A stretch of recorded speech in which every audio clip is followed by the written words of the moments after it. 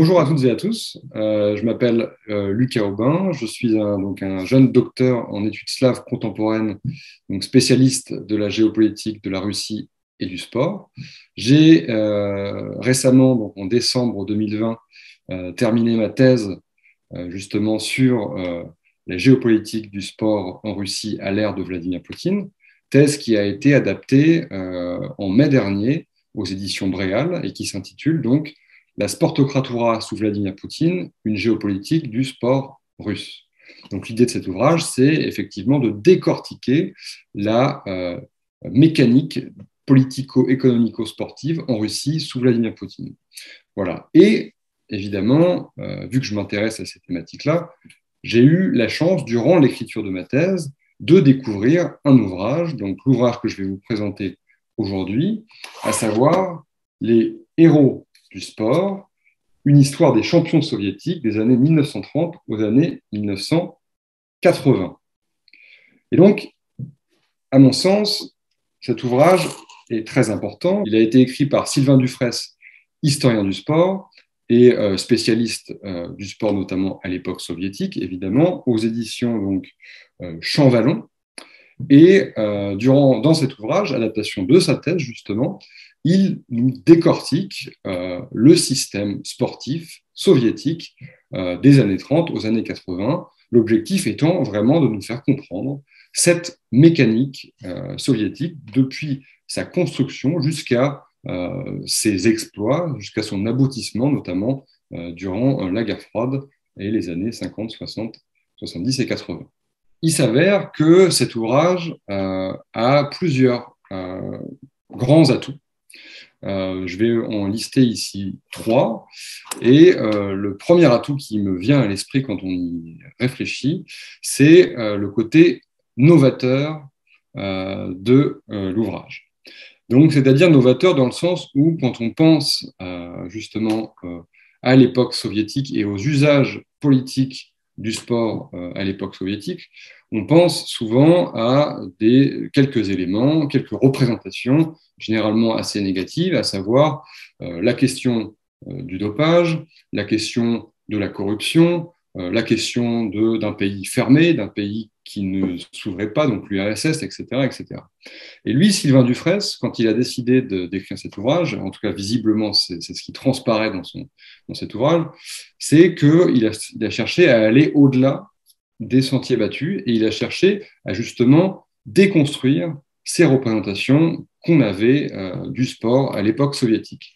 Or, cet ouvrage s'étend sur une période assez longue finalement, c'est-à-dire 1930-1980.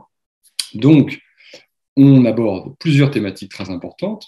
La construction dans les années 30 et les années 40 d'un modèle sportif spécifique à la structure soviétique. Et justement, Sylvain Dufraisse, en nous montrant la machinerie du sport à l'époque soviétique, sa construction, et ses représentations, etc., permet déjà de déconstruire d'une part les grands mythes que j'ai évoqués plus tôt. Et ensuite, le fait qu'il aille au-delà, et donc qu'il aille dans les années 50, 60, 70 et 80, et qui nous montre justement à quoi cette machine, cette fabrique du champion en URSS servait, à savoir évidemment à tenter de remporter la guerre froide, évidemment à chercher à montrer une bonne image de l'Union soviétique à l'international. Mais étant donné qu'il a réussi à nous déconstruire auparavant justement cette machine, on arrive à comprendre davantage les enjeux politiques et du coup géopolitiques de l'époque. Donc ça, c'est pour le premier point. Le deuxième point, qui est très important, et en tant que jeune chercheur, ou moins jeune d'ailleurs, il est très important évidemment de comprendre l'intérêt des sources, et notamment des sources primaires. Et il s'avère que cet ouvrage de Sylvain Dufraisse utilise énormément de sources primaires inédites, venues de Russie en grande majorité, et qui justement permet une nouvelle lecture de cette période, puisqu'il faut savoir que Sylvain Dufraisse est russophone, qu'il est allé de nombreuses fois en Russie, dans les bibliothèques de Moscou notamment, et qu'il a eu accès à des sources majeures qui lui ont permis finalement d'aller au-delà des écrits qui existaient déjà dans la littérature scientifique française et anglo-saxonne. Donc ça, c'est le deuxième point très important, c'est que cet ouvrage est comme une forme de leçon, finalement, d'études de sources primaires. Et enfin, dernier point très important qui, à mon sens, qui m'a beaucoup inspiré, en tout cas personnellement, c'est justement c'est sa méthode extrêmement rigoureuse, son écriture extrêmement précise, ce côté un peu incisif qui nous permet à chaque page, à chaque phrase, d'obtenir des informations très très précises sans fioriture. Ce qui m'a donné notamment moi, beaucoup d'inspiration, moi qui avais jusqu'à présent l'habitude, par exemple, d'utiliser des figures de style un peu à l'emporte-pièce, etc. Lui m'a donné une forme de rigueur, une forme de méthode plus scientifique que ce que j'avais auparavant.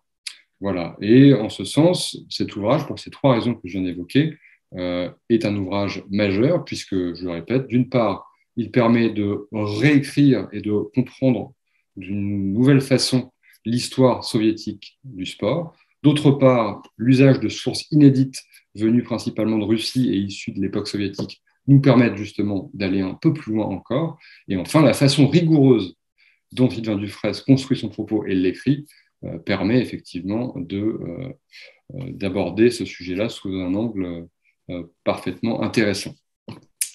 Et enfin, concernant les pistes d'approfondissement, évidemment, il y en a plusieurs. Moi, j'en ai retenu une principalement, après avoir lu cet ouvrage, c'est que, évidemment, ça s'arrête donc en 1980, donc on est à la veille de la perestroïka, à la veille de la glasnost, à la veille de la chute de l'URSS et des années 90. Et il s'avère que dans le champ de la recherche sur le sport en Union soviétique et en Russie, les années 80, mais surtout les années 90, sont une période peu étudiée, ou en tout cas pas suffisamment à mon goût. Et ce serait très intéressant, je pense, qu'aujourd'hui, des chercheurs se penchent davantage sur justement le moment de la transition entre la glasnost, la perestroïka, et donc l'ouverture de l'URSS, puis sa chute, et du coup la reconstruction des différents modèles sportifs dans les républiques post-soviétiques, du coup, et notamment en Russie. Moi, pour ma part, j'ai travaillé du coup dans ma thèse sur ce que j'appelle la sportocratura en Russie, donc sous Vladimir Poutine, à savoir la machinerie politico-économico-sportive russe, mais mon champ d'études était circonscrit à l'époque poutinienne, donc de 1999 à 2020 en l'occurrence. Donc, il serait intéressant justement que d'autres personnes s'intéressent davantage à la période qui s'étend de 1980 à 2000. Merci à toutes et à tous de m'avoir écouté et à une prochaine fois. Au revoir. Partagez, commentez, abonnez-vous, car enseigner, c'est répéter.